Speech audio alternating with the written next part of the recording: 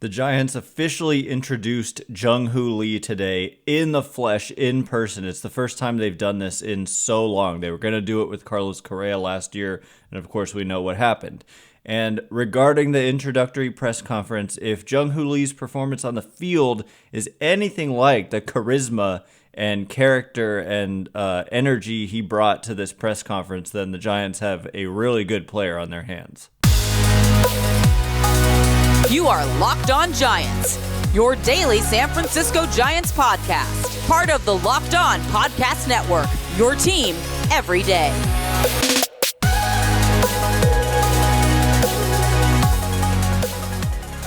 Hello and welcome to Locked On Giants, part of the Locked On Podcast Network, where it's your team every day. My name is Ben Kaspick, and on the show we provide episodes actually 3 days a week for now, talking about the San Francisco Giants in a way that's data-driven and rational, but also simple, passionate, and accessible to all. I'm a former contributor for the baseball statistics and analysis websites Beyond the Box Score and Rotographs. I have been podcasting about the Giants since 2015, and I'm a lifelong fan. Thank you for making Locked On Giants your first listen every day. We're free and available wherever you get your podcasts, including YouTube and anywhere else that podcasts are available. Today's episode is brought to you by FanDuel. Make every moment more. Right now, new customers get $150 in bonus bets with any winning $5 moneyline bet. That's $150 if your team wins. Visit FanDuel.com/lockedon to get started, and more about that later. But first, I want to discuss just what we saw with the Giants introducing Jung Hoo Lee today in person with, an actual press conference, which was really nice to see. Alex Pavlovich noting that it was the first time since they introduced Evan Longoria.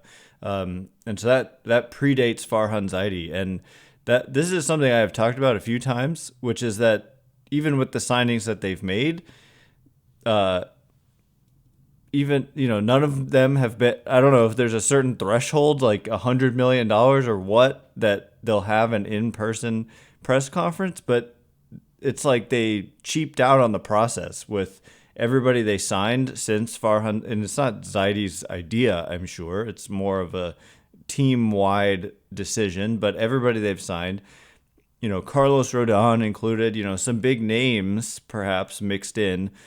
It's been like virtual and not something that fans could watch, and it's just much better to do it in person. So finally, they were obviously going to do it in person with Carlos Correa last year, and that was the whole thing, is that the press conference was postponed shortly before it started.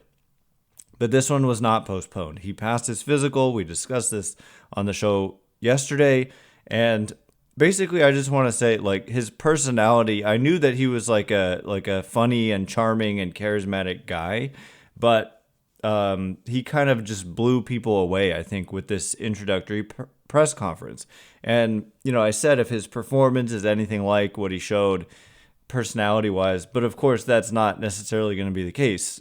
But what I really liked, one of the things I really liked personality-wise was that he's confident. He didn't seem intimidated by the moment, by the stage at all.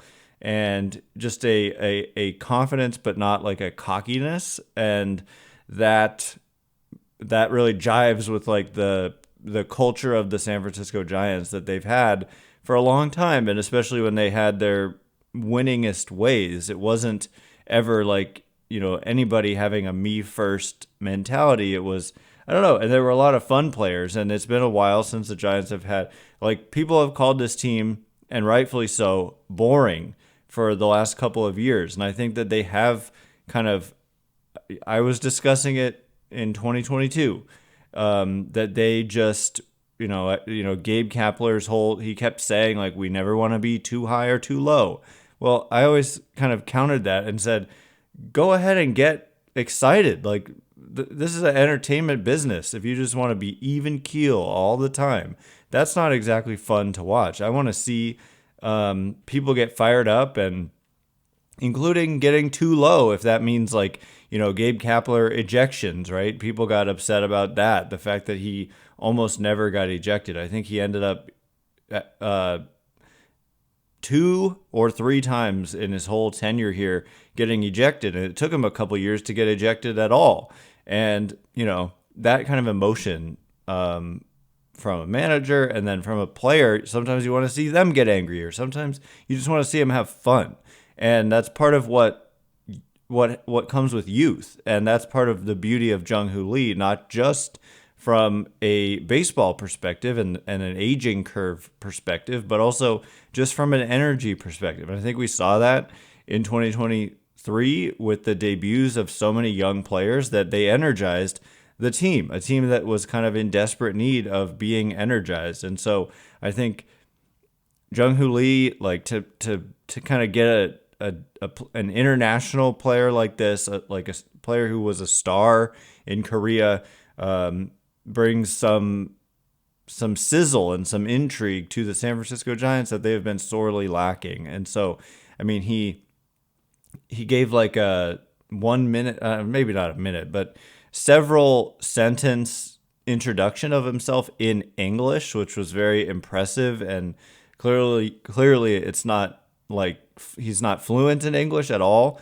but yet he went out there, like I said, kind of fearless and just and kind of nailed it, speaking in English and saying like "Go Giants" and having a smile. And then he later, like when he put on the jersey and the hat, he jokingly was like handsome with a sly grin. And so he was funny, he was confident, he was charming, he was just endearing. And the Giants fans always rally around personalities like that, personalities that are fun and non-selfish and just unique and whatever. And so I think that people who watched this or watched clips of it later, probably I'm seeing a lot of reaction where people basically instantly fell in love with Jung Hoo Lee. And so that's all before he takes an at bat. We'll see what happens if he struggles mightily in the first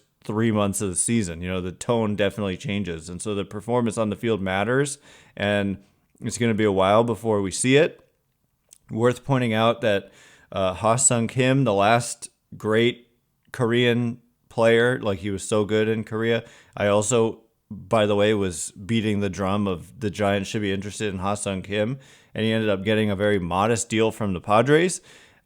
He really struggled in his first season here in the U.S. and the competition level is much greater in MLB than it is in the KBO. And but under Bob Melvin, Ha-seong Kim, largely credited with the fact that Bob Melvin just let him play every day as opposed to platooning him so much. And Kim kind of broke out. And a lot of that had to do with Kim's defensive ability, because he added so much value on the field that it was worth playing him every day because he was such an impact defender. So even if he wasn't great against right-handed pitching, so I don't totally think they're like reinventing the wheel about platoons. Bob Melvin does understand when guys need to be platooned. But anyway, Ha-seong Kim, he really struggled in his first year offensively, but then he did turn it around the last couple of years. And combined with, being an above average bat and then impact defense and base running, he just became one of the better players in the league last year. And so actually, it's a perfect segue into the next topic, which we're going to get to some mailbag questions. And the first set of questions, well, actually, no, it's going to be second. The second set of questions are about Ha-seong Kim and if the Giants should try to trade for him or if they should just wait until the offseason maybe and try to sign him.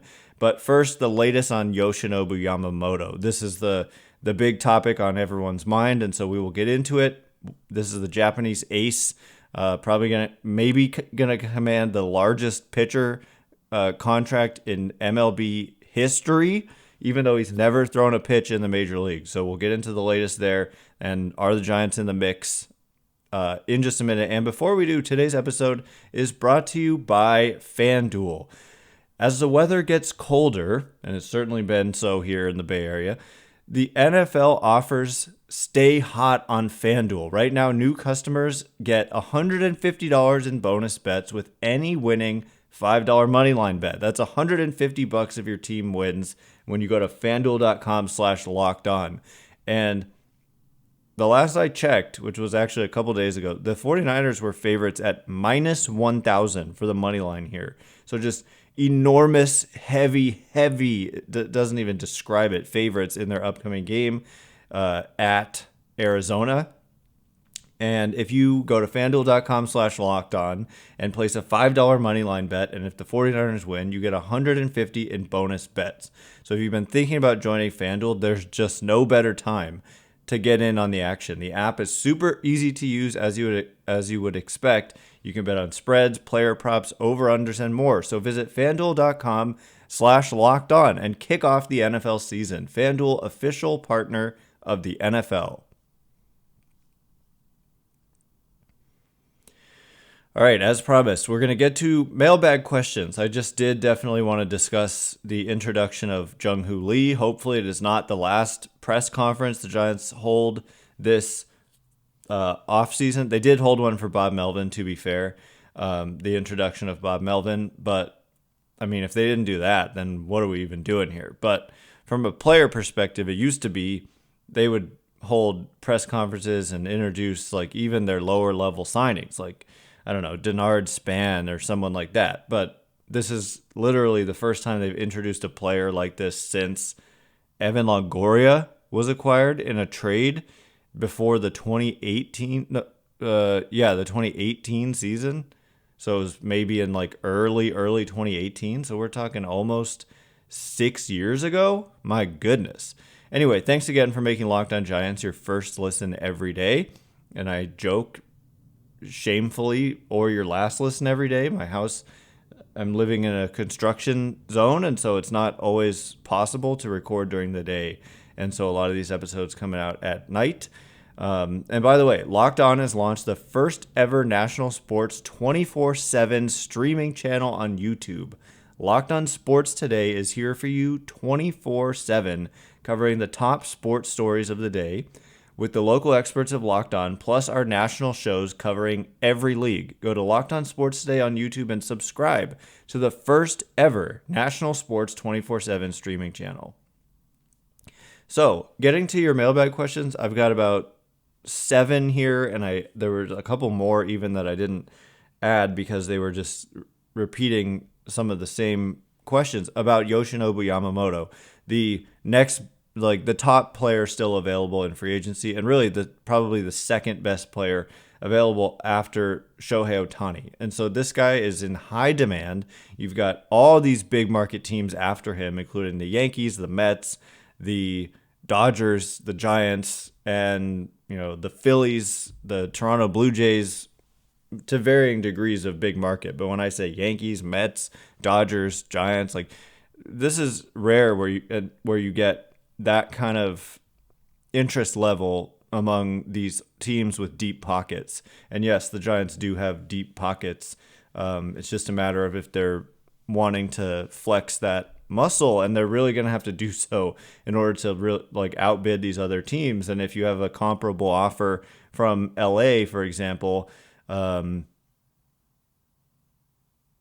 not choose LA? That's been an issue. Like, you have to kind of outbid people, and here this might be a case where a team like the Dodgers just refuses to get outbid, or even the Mets, so there's a lot of competition. So basically, getting to the questions, Ty says, what is your feeling about the likelihood that the Giants land Yoshinobu Yamamoto, Bay Area champ? What do you think, or what would be your pivot moves if Yamamoto goes somewhere else?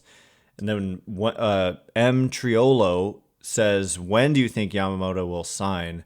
And so, yeah, several other questions related to Yamamoto and, like, what do the Giants do next, basically. So just those three kind of hit on 3 different questions. So I'm going to say my feeling about the likelihood that the Giants land Yamamoto is that they're in the mix. And I think we've heard that it's down to like 7 teams, and it started out probably with close to almost every team in the game interested in him. And then those were like in-person calls the week before Zoom calls the week before the winter meetings. And then this week has been in-person meetings with a group of finalists. So we know that the Giants met with him on Sunday per a report. And so, you're in that mix. And if it truly is a final 7, I'd put their odds at least as 1-7, And I don't buy into like all this. One of the mailbag questions we have is about the poor reporting that there has been on a national level this offseason, and I kind of just agree. And the thing about the Giants is they're not out there blabbering to anybody, and so we didn't really hear much about anything going on between them and Jung Hoo Lee until there was just like Jung Hoo Lee to the Giants. There's speculation, but it wasn't like, there was all this talk about other teams as well. And then all of a sudden it's just like, oh, he's signing with the Giants. And the same was true with Carlos Correa last year. And with Judge, it was all kind of speculation as well. It wasn't, people like knew what was going on, but all the talk coming out of this like New York based media was like about the Yankees and about would Steve Cohen get in there and bid. So I think the Giants are just very quiet and they don't leak a lot of information. And so just because you're hearing some of the questions about Yamamoto are like, I keep hearing that he's choosing between New York and LA, but I think that isn't necessarily true. And that's just because the media only has information on some of those teams and not necessarily on teams like the Giants. And so the likelihood, the competition is fierce, but I think the Giants are in it. And so I'd give them pretty much as good of a chance as anybody else, especially if they really want this guy, because they have the financial wherewithal to push hard and like try to outbid everybody. And it's the same case as Jung Hoo Lee, but even to a greater extent, perhaps, because he's so unique in that he's young. He's 25 years old. And so like it might take just going out there and giving this guy $350+ million and maybe just saying to heck with it. It's worth doing. All of a sudden we've landed 2 25-year-old potential stars. And when you're 25 years old, we're talking you're in your prime for a lot of years. It's very different than signing someone who's already 30 or 31 for 8 years or something. Then you're buying maybe a couple prime-ish years, but then the decline.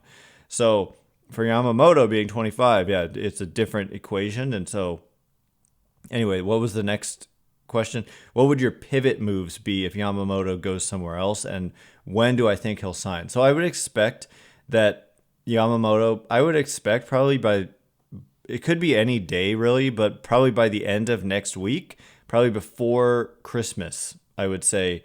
And Christmas is not this upcoming Monday, of course, but the Monday after that. And so within about a week, I would expect that Yamamoto has made a decision.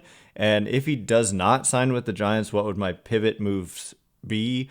And that kind of brings us to some of the other questions. More specifically, Liam says if the Dodgers get Yamamoto, Joe said hearing about New York and LA, and if we do miss on him, how do you feel about Snell? Do you think he's set up for regression?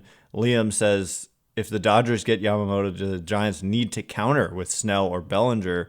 I feel like they're better off spending money on names like Soler, Duvall, and Stroman than copying the Dodgers' Glasnow move and extending a pitcher after a trade. And then SF Giants headline says, what's a smarter decision, signing Snell and Bellinger or getting Yamamoto and a decent player? So I would never want to have to make a decision between something like that. But if I had to, I think that, I guess it's tough when you break it down, but I'm still going Yamamoto and a decent player because of the age factor. As much as Blake Snell is talented and he just won his second Cy Young Award, and, Cody Bellinger has a lot of upside, but there's also some potential downside there when you look at the two seasons prior to this one, and that some of the underlying metrics this year don't support the overlying metrics this year for Bellinger, I'm banking on the 25-year-old. Like, I'm going all in on the 25-year-old potential ace, and taking my chances with the rest of the roster. Like, it's just, you don't get that opportunity very often. And so anyway, regarding how do I feel about Snell as a fallback option? Well, I mean, I like Blake Snell. I think that I think that he becomes an attractive option if you miss out on Yamamoto. It does depend on the cost. He just turned 31 a few days ago, and so I just wouldn't want to give him like a 6-year or more contract. And there's been some talk that maybe he's a guy who ends up getting like a 3-year deal with a really high average annual value or something, and maybe that makes more sense for the Giants. Maybe a 4-year deal, something like that. But there are red flags. The walk rate is super high. I think it was maybe the highest in baseball. Yet he just didn't allow runs to score. So he's a good pitcher. He's a very electric pitcher, and has had a couple of really good seasons. He played for Bob Melvin last year. He won the National League Cy Young Award. So imagine if you signed Snell, you would literally have the number 1 and the number 2 finishers in the National League Cy Young Award from 2023. So he's definitely not nobody, right? Like, but it just depends. I've seen a huge range of kind of contract predictions for Blake Snell, but on a shorter term deal, like 5 years at the most, but preferably like 4 or something, or 3 even, then he becomes, I think, an attractive fallback option. And then I think Yamamoto's in a tier by himself, and then Snell's in a tier by himself to me. And then it drops down to like this other tier where there's Jordan Montgomery, and there's another pitcher from Japan, Shota Imanaga. I'm forgetting his name. Marcus Stroman is out there. So there's still like a lot of solid starting pitching, and so you could pivot that way. And then there's the trade market. And so I kind of disagree with Liam's point. Like, I don't personally think Soler or Duvall are really fits at all for the Giants. Defensively, they're just flawed. Well, Duvall's not flawed defensively, but Duvall, he's just not that valuable of a player. There's Giants fans to this day who like act as if Duvall is like some stud, but there's a reason he keeps getting like 1-year contracts. He's not that good, and also they don't need more kind of corner outfield guys. And I think at this stage, without checking up to the minute kind of what's his defense been like in the last year or two, Duvall he's gotten pretty old, and Soler is like a DH, and so they're already kind of crowded in terms of corner outfield, and then that kind of bleeds over into DH, and they've got Flores, who where does he play if not DH? And if it's first, then what about Lamont Wade? And then if Wade moves to a corner, so they're already kind of flooded with corner bats. You could trade some guys, and that came up at the press conference, and Zaidi did mention it was a possibility. But then there are more intriguing names out there if you start talking about corner outfield pieces. Like, you start looking at a Randy Arozarena, and you look at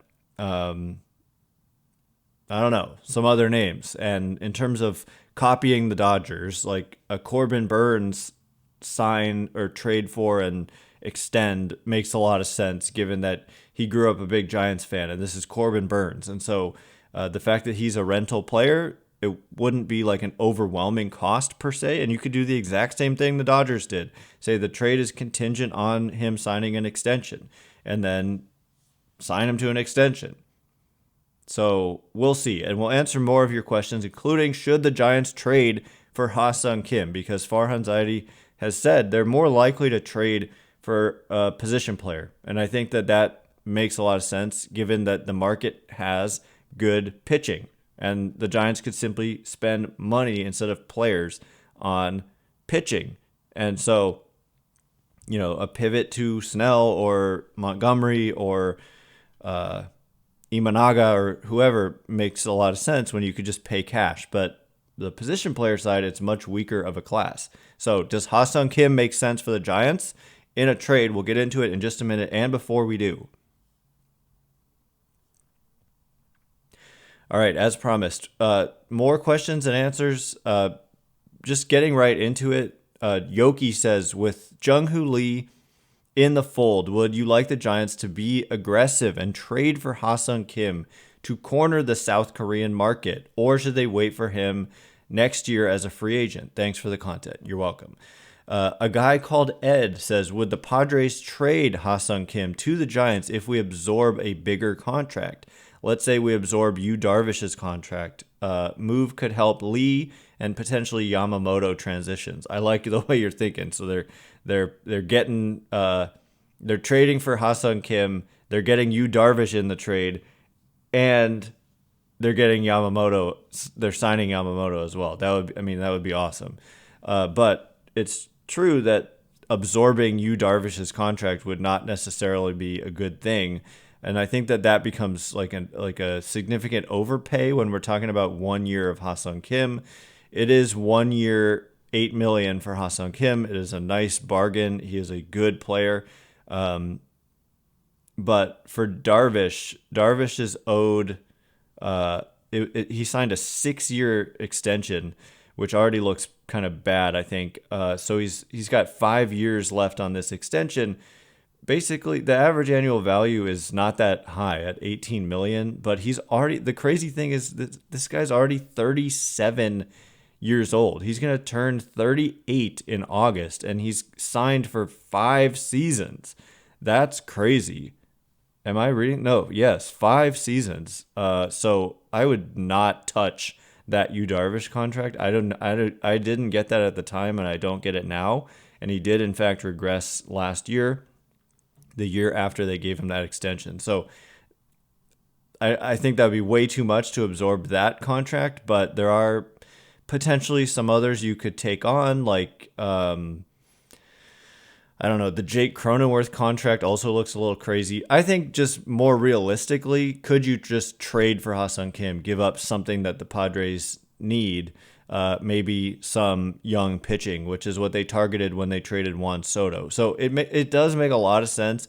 There is a mutual option at $8 million for 2025, and so the only way that gets exercised by the player is if he has a bad year or has a serious injury, because he's worth way more than $8 million right now based on the performance he's put together the last couple of years. But the Padres are in a weird spot, and they're trading guys away, and they're cutting payroll. And, Ha-seong Kim they're looking at him potentially walking away after one more season. And so do they try to kind of replenish the farm system or, target pitching instead? And maybe you could kick back a infielder of some kind in a trade to them. But I'm not sure that they want to move him, but I would think that they would be open to listening. But it could just make sense for the Giants to wait, and I feel like they would have an advantage if they really wanted him, and his, what we've heard, best friend in Jung Hoo Lee is playing for the Giants. I think that significantly increases the odds of the Giants being able to get the guy. And I think Ha-seong Kim makes so much sense for the Giants right now and in the future, potentially. It does depend. Does Marco Luciano have a breakout season for the Giants? Like, Ha-seong Kim is versatile enough where he can play short well. He can play second extremely well. He can play third. He could obviously play first, I think, as well. But being able to play third, short, and second at such a high level is something the Giants could really use. And this is where there's other mailbag questions, like, have you heard anything about who the Giants are targeting as that kind of shortstop insurance for Marco Luciano? And I think eventually they get somebody, and there's like Ha-seong Kim is on the short list of the players I think would be the most impactful guys they could realistically get. It wouldn't come cheaply because he has had kind of a monster breakout, largely, again, defense based. in addition to being just solid with the bat, and especially against lefties with the bat. But yeah, reuniting him with Melvin, reuniting him with his friend Jung Hoo Lee makes a lot of sense. Tommy Edman, another guy I've always liked as a versatile guy who could play shortstop if needed, like if Marco Luciano doesn't hit or struggles. They have to have some kind of plan, and Ha-seong Kim is a good one. So, but would the Padres trade him, and would they trade him within the division? That's a legitimate question. The next question is from Evan, who says, who's the odd man out in the outfield? Who do you think is the likeliest to get moved? I personally think they want to keep Slater just for platoon reasons, but maybe the new coaching staff isn't interested in that. What are your thoughts? So this is where I say Bob Melvin he gets platoons. They platooned a lot in Oakland. They platooned in San Diego. Like Trent Grisham was part of a platoon with somebody else. Like certain players just are platoon players based on their long track records. And Slater's one of the best in the league at being a lefty masher, basically. And so I don't view Yastrzemski or Slater as odd men out here. I think that they form one of the better platoons in baseball. And yes, they are still going to platoon at some positions. And why? Because it's good production. They get a lot of production out of a combination of Slater and Yastrzemski if they're able to get matchups on a consistent basis. I think it's more you're looking at the Michael Confortos and Mitch Hanigers of the world, as there are some teams that need outfield help. And you look at the Seattle Mariners, and they need some outfield help. And could Mitch Haniger being sent back to Seattle make some sense? Maybe you have to take on some of the money there, but it would open up a spot, or give. Yeah, I mean, because then right now it's crowded, like I said, and it's crowded, and it even bleeds into the DH position. And so I think the odd man out, first of all, guys like Luis Matos do have minor league options, and so it's easy to say like, oh, he's the odd man out. But that's because he has options. He can be sent to the minors. Keep in mind, in a baseball season, people get hurt all the time, especially when you're talking about guys like Mitch Haniger, Michael Conforto, and even Yastrzemski missed a lot of time. Slater has missed time. And so to say, oh, Luis Matos to the minors, baseball is such a long season, and people get hurt, and guys get opportunities. And so, but for me currently, if I had to like call out an odd man out for the outfield, it's probably, I mean, Conforto might be the easiest to trade, but he's also one of their potentially bigger bats. And so perhaps it's Mitch Haniger, given just the difficulties that he had last year, the age. He's not getting any younger. He's already 33, or he's going to be 33 in a week. So yeah, I look at those guys. Anyway, that is all the time we have for today. Thanks again for making Locked On Giants your first listen every day. Everydayers.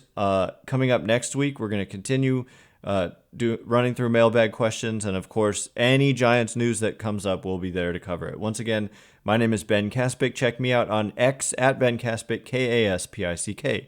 If you like the show, please consider rating it or leaving a review. It helps me out so much. So thanks in advance, and thank you to everyone who's done so already.